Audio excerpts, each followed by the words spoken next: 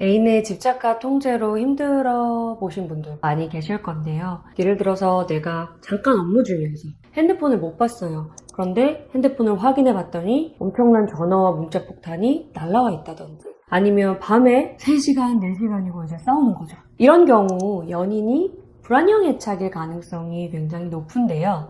오늘은 나의 연인이, 나의 썸남, 썸녀가 불안형인지 단번에 확인하는 법에 대해서 얘기를 해보도록 하겠습니다.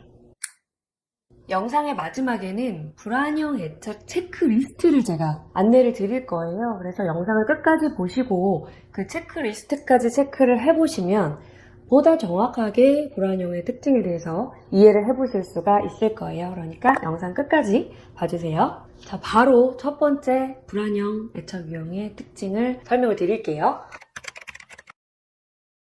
첫 번째는 자기 희생입니다. 불안형 같은 경우는 자기를 내던져서 연인한테 몰두를 합니다. 불안형의 특징은 자기 자신을 I'm not okay예요.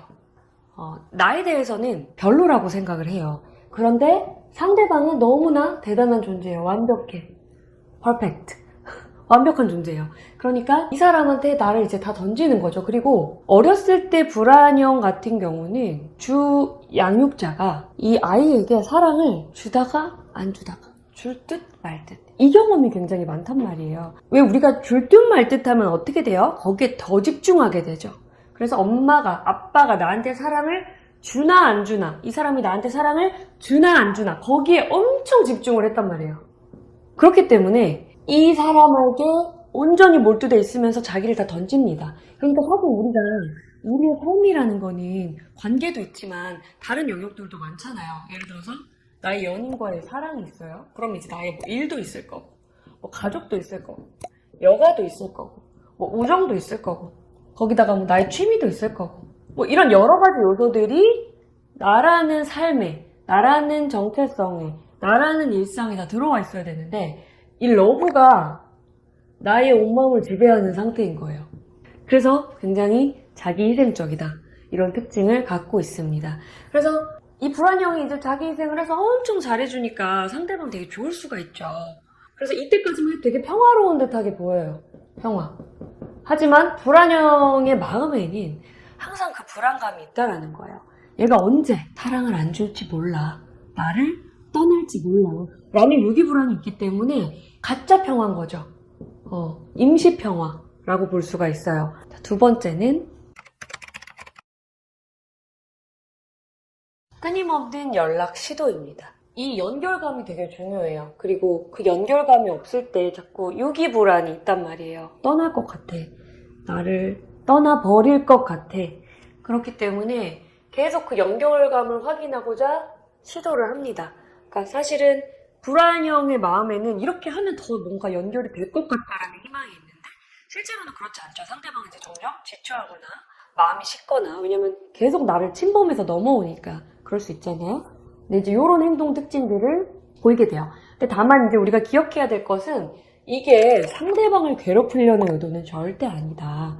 얘가 날 고의적으로 괴롭히려고, 못살게 굴려고 나한테 이렇게 문자폭탄을 날리나 라고 생각을 하실 필요는 없습니다. 이거는 불안형 마음에 있는 문제예요.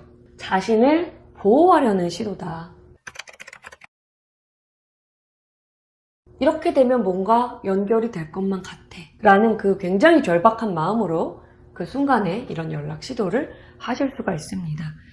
그리고 참고로 하나 더 말씀을 드리자면, 애착 유형의 특징, 불안형의 특징이 아무 때나 다 드러나진 않아요. 제 연인은 평상시에 다른 친구들이랑 너무 잘 지내는데 연애에서만 이래요. 제가 문제 아닐까 이런 생각이 들어요 라고 하는데, 원래 이러한 관계 양식은 애착이 생겨야지 발동되는 관계 양식인 거예요. 내가 주 양육자와 애착 관계에서 있었던 일이기 때문에 정말 사랑하는 사람이라든지 아주 친한 친구라든지 이렇게 애착이 형성될 때 비슷한 패턴이 드러난다 라고 생각을 하시면 되세요. 자, 세 번째.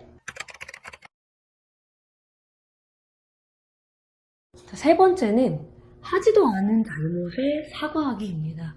사과를 굉장히 많이 해요. 이 불안형의 특징이 어떤 순간에 그냥 미안해, 내가 잘못했어, 이렇게 딱 이렇게 낮추는 그런 행동들을 많이 하는데요.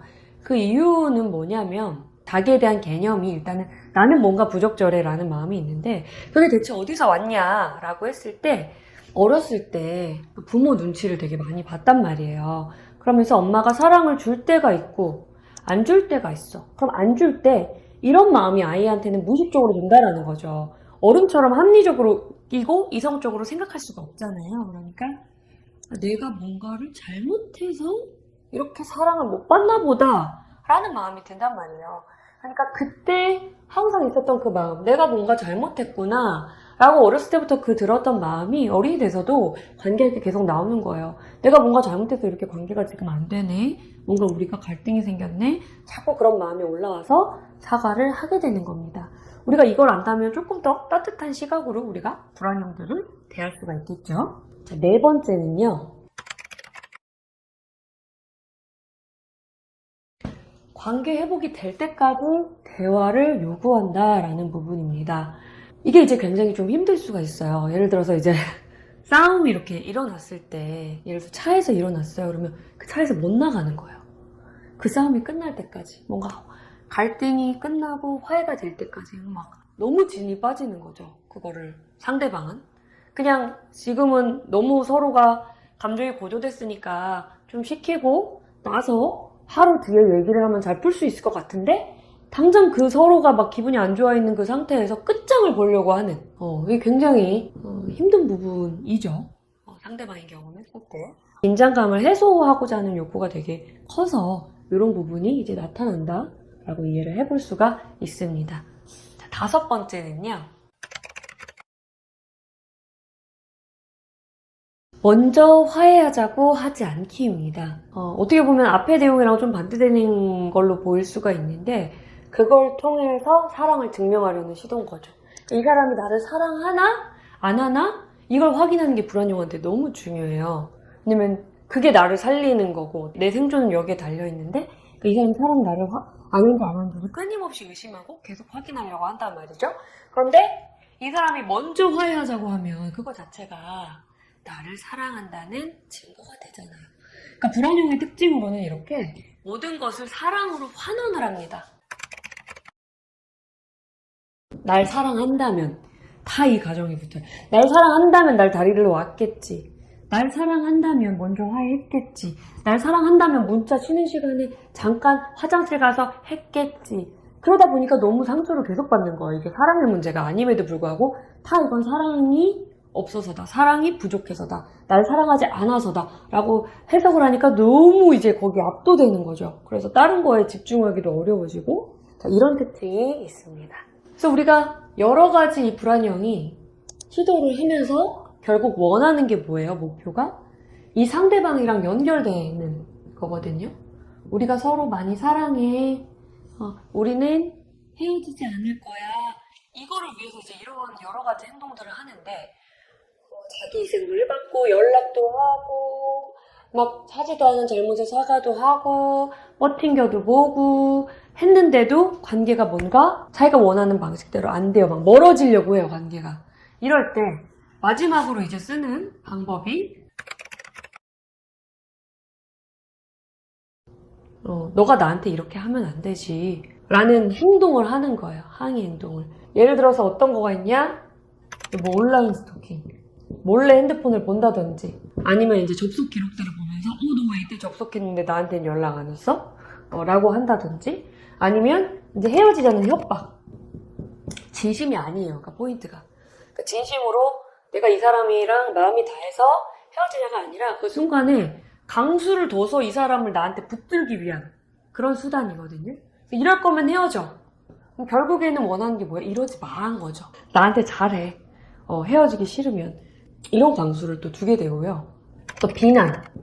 네가 어떻게 나한테 이럴 수 있어? 그래서 장문의 이제 톡 같은 거 많이 받아보셨을 거예요. 그 순간에 막 폭발을 하는 거죠. 그래서 막 보내요, 이제 문자 폭탄을. 네가 뭐 이러면 안 되는 거고, 너 같은 놈이 뭐 어쩌고 이러면서 이럴 거면은 뭐 생각해보는 게 맞겠어 하면서 쫙 보낸단 말이에요. 그래서 죄책감을 이제 이용해서 다시 마음을 돌리려는 무의식적인 시도다라고 볼 수가 있습니다. 그리고 심한 경우에는 이제 바람을 피기도 하는 거예요.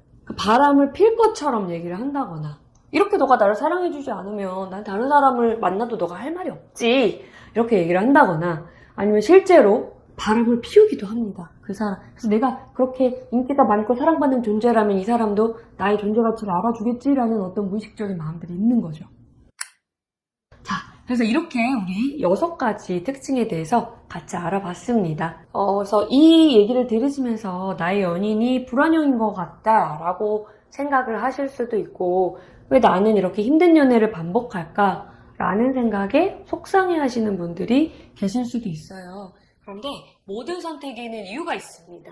내가 자꾸 힘든 연애를 하는 이유를 알고자 지금 이러한 일들이 일어난 거기 때문에 지금이 내가 나를 참 깊이 이해할 시간이구나 라고 생각을 해보시면 좋을 것 같아요. 모든 경험에는 다 배울 것이 있고 우리가 그 배움을 통해서 성장하고 나아갈 수 있기 때문이죠. 그래서 우리가 관계를 잘하기 위해서는 상대방을 잘 이해하는 것도 중요하지만 나를 일단 잘 알고 내가 바로 서는 게 중요해요. 이게 1번이고요. 그 다음 2번째가 이제 상대방이랑 조율하는 방법이거든요.